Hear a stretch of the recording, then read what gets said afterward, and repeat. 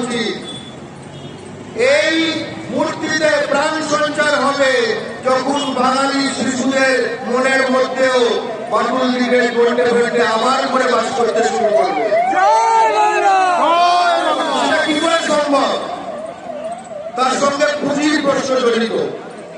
আজকের দিনে আপনি লক্ষ্য করে দেখবেন যে নানা রকম কার্টুন হয়, বাঙালি ছেলেমেয়েরাও কার্টুন দেখে।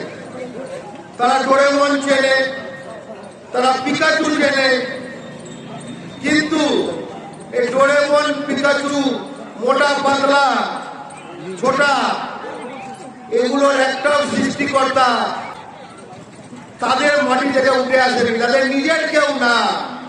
উনি আমাদের আত্মীয়, আর তাদের কাছে আমরা শুধু ক্রেতা, বাজার। আমরা কিন্তু ওনার বাজার নই, আমরা ওনার সন্তান।